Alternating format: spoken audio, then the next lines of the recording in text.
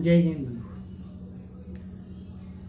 पिछले वीडियो में हमने देखा था कि हम अपने घरों पर किस प्रकार प्राकृत भाषा के शब्दों का उपयोग करते हैं और यही पता नहीं रह पाता कि हम प्राकृत भाषा के शब्दों का उपयोग कर रहे हैं। हम अपनी संस्कृति का ज्ञान हमें नहीं हो पा रहा है।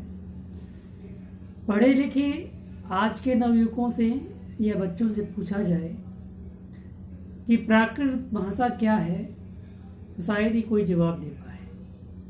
उनसे दूसरा क्वेश्चन पूछा जाए कि नमोकार मंत्र किस भाषा में लिखा है तो उनमें से कुछ ही बच्चे ऐसे होंगे जो प्राकृत भाषा जवाब दे पाए, जो पाठशाला जाते हैं वही बता पाते हैं। अन्यथा बहुत सारे बच्चे तो ये बोल देते हैं कि ये संस्कृत भाषा में लिखा हुआ है, या कुछ कहते हैं हमें पता नहीं कि ये किस भाषा पर लिखा हुआ है। देखिए, जिस नमोकार मंत्र को हम सुबह से लेकर के शाम तक कई बार, कई टाइम, कई अवसरों पर बोलते हैं, हमें उसका इतिहास ही नहीं पता कि ये क्या है। जब हमें इतिहास नहीं पता, उसकी भाषा नहीं पता, उसके बोलने का तरीका नहीं पता, केवल फिल्मी धुनों पर ही हम उस नमोकार मंत्र को बोलते जा रहे हैं, तब बताइए उसमें से अतिशय कैसे उत्पन्न होगा और हमारे मन में कैसे श्रद्धा उत्पन्न होगी। तो हमें उस नमोकार मंत्र की भाषा को, जो कि श्रुत का संवर्धन करने वाली भाषा है, उसे जानना आवश्यक है। इससे हमें अपनी संस्कृति की जानकारी प्राप्त हो सकती है। इस भाषा के अध्ययन करने से हमारे रहन सहन में, हमारे स्नेह में, हमारे व्यवहार में, हमारे रिश्तेदारी में बहुत फर्क पड़ता है। बहुत सारी आत्मीयता इस प्राकृत भाषा से जुड़ी हुई है। हम देखें कि जब हम विदेश जाते हैं तो हमें अपने भारत देश का जब व्यक्ति मिल जाता तो उससे कितनी आत्मीयता होती है। उसी प्रकार से जब हम देश में रहते हैं और हमें अपने प्रदेश का या अपने गांव का, अपने शहर का, अपने नगर का, अपने तहसील का कोई व्यक्ति मिलता है तो हमें मन में कितनी खुशी होती है। और जब हम अपनी ही लोकल लैंग्वेज में, जो हमें बचपन से सिखाई गई है, उसमें हम जब भाषा में बात करते हैं तो हमें कितना उत्साह होता है। तो हमें जब अपनी संस्कृति का ज्ञान होता है तो मन में एक प्रसन्नता होती है। तो जब तक हमें अपनी संस्कृति का ज्ञान नहीं है तब तक हमारा उत्थान नहीं है। संस्कृति से ज्ञान से शून्य तो उत्थान से भी शून्य है। हमारा विकास नहीं हो पा रहा है, ना हमारा व्यक्तित्व निखरेगा, ना हमारी संस्कृति निखरेगी। तो हमें अपनी संस्कृति का ज्ञान होना आवश्यक है। संस्कृति का ज्ञान नहीं होने से क्या हानि हो सकती है, उसके विषय में एक कथानक मैं आपको जरूर सुनाना चाहूंगा। एक जैन युवक आईएएस की परीक्षा में उत्तीर्ण होने के बाद इंटरव्यू के लिए गया। वहां पर उसने अपना नाम बताया, अपनी जाति जैन बताई। तब वहाँ इंटरव्यू लेने वाले एक्सपर्ट उससे जैन साहित्य के बारे में जानकारी प्राप्त करने के लिए क्वेश्चन पूछना चालू कर देते हैं। और उसने अपने जीवन में कभी जैन साहित्य का नॉलेज प्राप्त नहीं किया, जैन पाठशालाओं में कभी नहीं गया। केवल फॉर्मेलिटीज के रूप में पिताजी ने या माताजी ने जो कुछ दिया उसका ज्ञान प्राप्त करके वह आ जाता था। तो बंधुओं, जब उसे यह कहकर के अलग कर दिया गया कि जो अपनी संस्कृति का ज्ञान प्राप्त नहीं कर सका, जिसे अपनी संस्कृति के बारे में पता नहीं है, वह भारत की संस्कृति की रक्षा कैसे कर सकता है। एक उदाहरण के तौर पर है, इसे आप अन्यथा ना लें। तो कहने का अर्थ इतना ही है कि हमें अपनी संस्कृति का ज्ञान होना आवश्यक है। हम अपने घरों में किस प्रकार के शब्दों का उपयोग करते हैं, हमारी रसोई से लेकर के बेडरूम तक,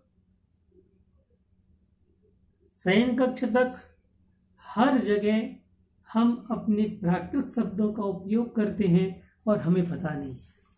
बंधुओं, सुबह से मैं करीब इसी मेहनत पर लगा हुआ हूं कि कौन कौन से शब्द ऐसे हैं जिसे हम बोलते हैं और हमें पता नहीं है कि हम क्या है।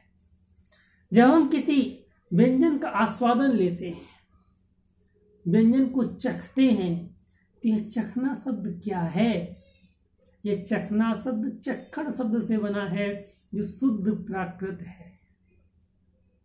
संस्कृत में से तो आस्वादन कहते हैं, प्राकृत में से चखना कहते हैं। और देखें, हम अपनी माँ को गांव के लोग अम्मा पुकारते हैं। अम्मा यानी घर का वह आदरणीय व्यक्ति जिसका सम्मान अति आवश्यक है, अम्मा शब्द से संबोधित होता है। कभी देखना, अपनी माँ को अम्मा कह के देखना, कितनी आत्मीयता उत्पन्न होती है। हम अपने घर में चाचा चाची, ताऊ जी, ताई जी, मामा मामी, फूफा फूफी, बुआ, इतने सारे शब्दों का उपयोग करते हैं, सारे प्राकृत हैं। आज देख लीजिए, विदेशी भाषा ने इन सब की जगह अंकल और आंटी रख दिया। बाहर से कोई अनजान व्यक्ति आए, वो भी अंकल आंटी। घर में वर्षों तक हमारे पालन पोषण में जो सहयोग प्रदान करने वाले थे, वो चाचा चाची भी अंकल आंटी, ताऊ जी ताई जी भी अंकल आंटी, मामा मामी भी अंकल आंटी, बुआ फूफा भी अंकल आंटी। अब उस अंकल आंटी शब्द से क्या आत्मीयता प्रकट हो सकेगी? जब हम प्राकृत के इन शब्दों का उपयोग करें, मामा जी मामी जी, तब हमें अपनी आत्मीयता का बोध होता है कि हमें कितनी आत्मीयता है। एक शब्द आता है तुमम तुमा, तू मैं करने के लिए तुमम तुमा शब्द आता है। ये प्राकृत का शब्द है। जब वाद विवाद की स्थिति पैदा होती है, लोग तू मैं करने लग जाते हैं, इस शब्द के लिए कहते हैं तुमम तुमा। ऐसा शब्द नहाने के लिए स्नान शब्द संस्कृत में उपयोग होता है। नहान शब्द प्राकृत का, उसी नहान से नहाना बन गया। बैल, बैल प्राकृत में कहते हैं, और बैल हिंदी में कहा जाने लगा। ये प्राकृत शब्द है। देहरी, दरवाजे की चौखट को देहरी जो शब्द कहते हैं, ये प्राकृत शब्द है, जो मर्यादा का बोध कराती है। ये प्राकृत शब्द है। हम शादी में, ब्याह में, बारात में, किसी फंक्शन में जाते हैं, तो शादी ब्याह बारात क्या है? ये प्राकृत शब्द हैं। और इनमें जाकर के हम जब भोजन करते हैं, और उस शब्द को हम कहते हैं जीमण, जीमना। राजस्थान में जीमण शब्द का बहुत प्रचलन है। यह जीमण शब्द भी प्राकृत की ही देन है। प्राकृत की एक धातु है जीम, जिसका अर्थ है जीमना। ये कहाँ प्राप्त होगा आपको? ये प्राकृत में प्राप्त होगा। ये आत्मीयता कहाँ प्राप्त होगी? ये प्राकृत में प्राप्त होगी। राजस्थानी शब्द में जब किसी महाराज जी के पास जाकर के जब कोई बालक जाता है, उसके माँ बाप कहते हैं महाराज जी को ढोको, ढोक करो, तो आप आश्चर्य में पड़ जाते हैं। ढोकना क्या है? ये प्राकृत का शब्द है ढोकना, जिसे नमस्कार करते हैं, जिसे नमस्कार करते हैं, ये प्राकृत शब्द है ढोकना। चिकना, चिक्कण शब्द से चिकना शब्द बन रहा है। एक और शब्द आप देखें, जैसे संस्कृत वाले भी और हिंदी वाले भी और बहुत सारे लोग मानते हैं कि यह अंग्रेजी से आया हुआ है, परंतु यह वो मूलतः प्राकृत शब्द। बच्चों की दीर्घ संकाय ने मल को पोटी कहते हैं। अब तो बड़े लोग भी उपयोग करने लगे, पोटी जा रहे हैं। पोटी क्या है? क्या ये अंग्रेजी का शब्द है? भगवती आराधना का जब मैं कार्य कर रहा था, उसमें एक शब्द आया पोट मुख, उदर द्वार। उदर यानी पेट, पोट मुख यानी उदर द्वार। तो पोट का अर्थ होता उदर, और उदर से निकली हुई चीज पोटी। उदर से निकली हुई चीज पोटी कहलाती। ये क्या है? ये प्राकृत का शब्द है। ये शब्द प्राकृत के। इसी प्रकार से खेत शब्द प्राकृत का शब्द है। एक शब्द और हम यूज करते हैं, किसी सेठ के पास कोई व्यक्ति जाता है और वो कहते हैं सेठ जी बिहाने आना। बिहाने का अर्थ क्या है? कल सुबह आना। कि बिहाने शब्द क्या है? ये बिहाने शब्द प्राकृत शब्द की देन है। इस शब्द का उपयोग करते हैं काढ़ना, जिससे काढ़ा शब्द बनता है। आयुर्वेद में इसका बड़ा महत्व है।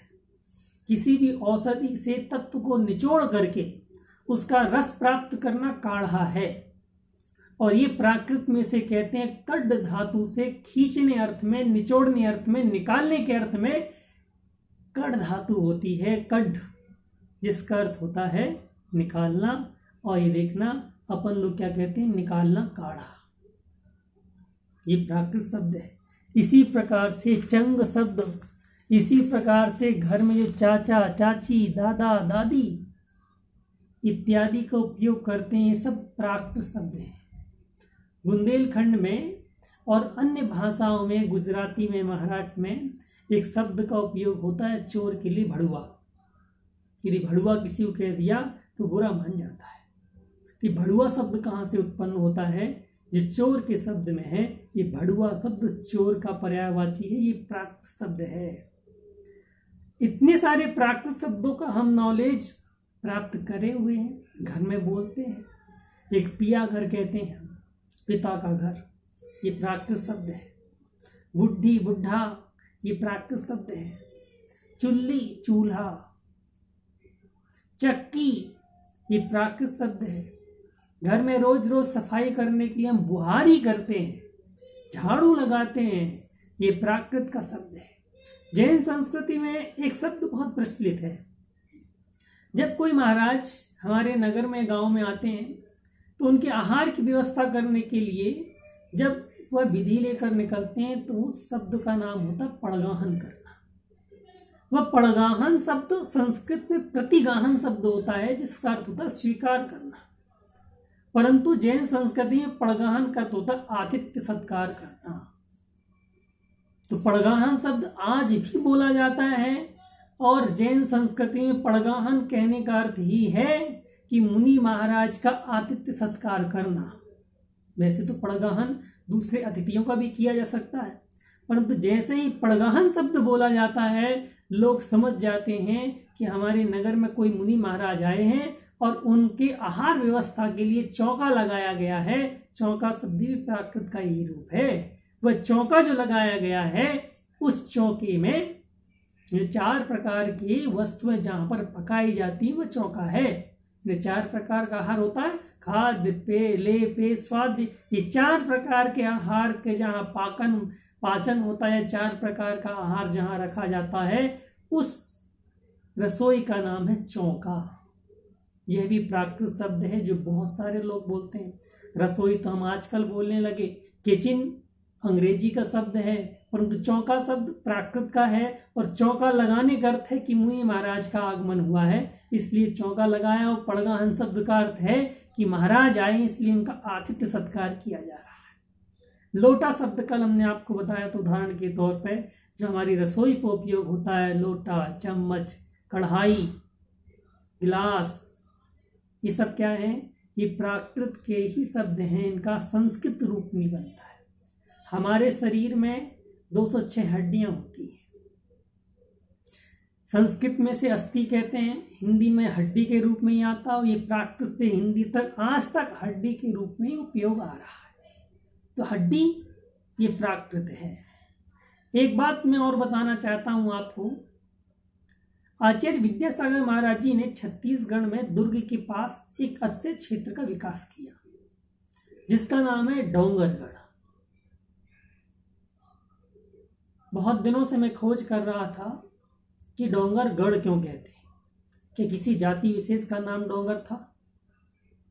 बाद में मैं एक बुक पर काम कर रहा हूं, पही चंचरियम, उसमें डोंगर शब्द आया और जब डिक्शनरी खोल के देखी तो उसका नाम, उसका अर्थ था पर्वत। तब मुझे समझ में आया कि पर्वत विशेष है और पर्वतों का गढ़ है। बहुत सारी पहाड़ियां होंगी जो भविष्य में आते आते वो नष्ट हो गई और एक पहाड़ी बची हुई है, उसका नाम डोंगरगढ़ पड़ा। तो वह अच्छे क्षेत्र डोंगरगढ़ आज भी प्रचलित है, जो प्राकृत भाषा की ही देन है। तो वह डोंगरगढ़ है। एक शब्द आता है लक्कड़, लकड़ी का पर्यायवाची शब्द है लक्कड़, वह प्राकृत की देन है। हरियाणवी में एक शब्द बोलते हैं छड्डा यार, छड्डा क्या है, छोड़ो यार, छोड़ो यार, ये प्राकृत का शब्द है। यार शब्द भी प्राकृत का है, जिसे जार कहते हैं। जार का अर्थ होता है यार। यार अपन कहते हैं, यार का अर्थ क्या है मूलतः? यार का अर्थ है किसी का उपपति, यानी जिसकी अपने पति से शादी ना हुई हो और बिना पति के किसी पुरुष के साथ संबंध हो, तो उस पति को उपपति यानी जार कहते हैं। जो हम बात बात में अर्थ समझे बगैर ही लोग इसका उपयोग करते हैं, हर बात के लिए यार यार शब्द करते हैं, जबकि यार दूसरे शब्द है। साग, सब्जी, घर, ये सब प्राकृत शब्द हैं। एक शब्द आता है बुड्ढी, यानी बड़ी। बड़ी के अर्थ में, बहुत के अर्थ में ये बुड्ढी शब्द आता है। बुहारी लगाना प्राकृत का अर्थ है। रोटी प्राकृत है, यानी कहने का अर्थ आपका ये है मांझना प्राकृत है। देखिए, खाने से लेकर के बर्तन साफ करने तक हम जिन शब्दों का उपयोग करते हैं, जिन वस्तुओं का उपयोग करते हैं, वह सारी वस्तुएं प्राकृत शब्द के नाम पर रखी गई हैं। जिस रसोई में बैठ के हम भोजन करते हैं वो चौका है, वो प्राकृत शब्द से निश्रित है। खाट हम बोलते हैं, वो प्राकृत शब्द से ही निश्रित है। खाट खड़ी कर देंगे, यानी किसी का मरण हो जाने के बाद बुंदेलखंड में उसकी खाट को खड़ा कर दिया जाता है। खाट खड़ी करने का एक मुहावरा है, खाट खड़ी करना अर्थात इसका मरण निश्चित करना, यानी ये मरेगा और खाट खड़ी हो जाएगी। तो खाट शब्द जो है ये प्राकृत शब्द से निकला हुआ है। इसी प्रकार से बहुत सारे शब्द प्राकृत में हम बोलते हैं। चाटना शब्द प्राकृत की देन है, कि चाटते हैं, ये भी प्राकृत है। तो ऐसे चखना शब्द हमने आपको बता ही दिया, चाटना शब्द भी प्राकृत की देन है। तवा, जिस पर आप रोटी को सेंकते हैं, सेंकना शब्द प्राकृत की देन। तवा शब्द प्राकृत है, यानी रोटी, आप रोटी खा रहे तो रोटी प्राकृत की, साग सब्जी खा रहे तो साग सब्जी प्राकृत की, दाल खा रहे तो दाल प्राकृत का, रोटी खा रहे तो रोटी प्राकृत की, जिस बर्तन में आप रखते हो वो प्राकृत का, कढ़ाई प्राकृत की, पानी पीते हो गिलास प्राकृत का, पानी रखते हो लोटा प्राकृत का, और जिस चरु में, चरु यानी चरु शब्द कहते हैं गघरिया या छोटा बर्तन, वो सब क्या है? वो सब प्राकृत में है। आप यदि मसालों के नाम गिने तो बहुत सारे मसाले हमारे प्राकृत में मिल जाएंगे। इन्हें हम प्राकृत खाते हैं, प्राकृत पीते हैं, प्राकृत बोलते हैं, परंतु प्राकृत मानते नहीं है। गलती इसी पे होती है। हम जिस संस्कृति को फॉलो कर रहे हैं, जिस संस्कृति का हम विकास कर रहे हैं, जिस संस्कृति को हम अपना रहे हैं, वो सब प्राकृत है। हम मम्मी बोलते हैं, आजकल लोग कहने लगे मम्मी मत बोलो। अरे मम्मी प्राकृत शब्द है, जिसका अर्थ होता है माता या मामी, प्राकृत शब्द है। ये क्या है? ये सारे प्राकृत है। आप पहनते हो, जूते पहनते हो, चप्पल पहनते हो, प्राकृत है। जूठा छोड़ते हो, प्राकृत है जूठा।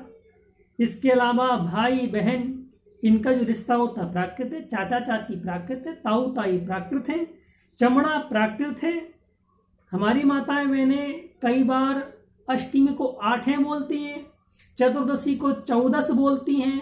ये सब प्राकृत के शब्द हैं जिनका हम उपयोग करते हैं।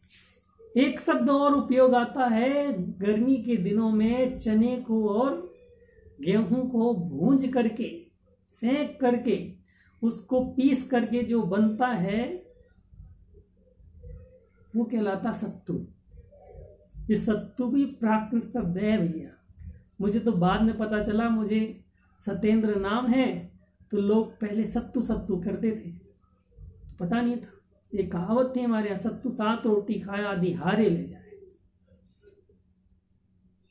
तो सत्तू शब्द जो है वो प्राकृत का है, और सत्तू बिहार का बहुत स्वादिष्ट भोजन है। स्वादिष्ट भोजन है। मेहमानों की मेहमान नवाजी करने के लिए सत्तू का उपयोग किया जाता है। जेठ शब्द, जेठ है ने अपने पति से बड़े भाई को जेठ कहते हैं। देवर शब्द प्राकृत का ही उपयोग है। चटोरा शब्द हम उपयोग करते हैं जो बहुत खाता है उसे चटोरा कहते हैं, कोई भी चीज नहीं छोटा चटोरा कहते हैं, वो सब प्राकृत की देन है। इस प्रकार से हम बहुत सारे प्राकृत के शब्दों का उपयोग करते हैं। बारात का उपयोग करना, नाचना, दुद्धि यानी लौकी, दुद्धि प्राकृत का शब्द है। उसके अलावा दामाद प्राकृत का शब्द है, लुगाई प्राकृत का शब्द है, लुढ़कना प्राकृत का शब्द है, लुकना प्राकृत का शब्द है, लीपना प्राकृत का शब्द है, तलना प्राकृत का शब्द है। ऐसे बहुत सारे अन्यान्य शब्द हैं जिनका हम उपयोग करते हैं। बटन शब्द हमारी जो प्राकृत है, प्राकृत है। इतने सारे शब्दों का हम उपयोग करते हैं जो कि प्राकृत की देन है। ऐसे प्राकृत भाषा को जब तक हम नहीं अपनाएंगे तब तक हम बोलचाल में, खान पीन में, रहन सहन में, सब में प्राकृत का उपयोग करते हुए भी अपनी संस्कृति को नहीं अपना सकते। तो मैं इतना ही कहना चाहता हूँ, संस्कृति की रक्षा के लिए संस्कृति को अपनाना बहुत आवश्यक है, और इस संस्कृति को अपनाने के लिए प्राकृत भाषा पढ़ना बहुत आवश्यक है। जब हम प्राकृत भाषा को पढ़ेंगे तो प्राकृत भाषा में जिन शास्त्रों का लेखन हमारे आचार्यों ने किया है, उन शास्त्रों का हम पढ़ेंगे, उन शास्त्रों के बारे में जानेंगे, तो हमारी संस्कृति बढ़ेगी और हमारी उन्नति होगी, हमारे विकास होगा, हम अपने नियम धर्म को जान पाएंगे। इसी मंगलमयी की भावना के साथ कि हम सब प्राकृत को सीखें, पढ़ें। इस श्रुत पंचमी पर्व में प्राकृत का एक पेज पढ़ने का, स्वाध्याय करने का, सीखने का नियम लें, तब हम जाकर के कुछ दिनों के बाद प्राकृत को समझ पाएंगे। बोले महावीर भगवान की जय।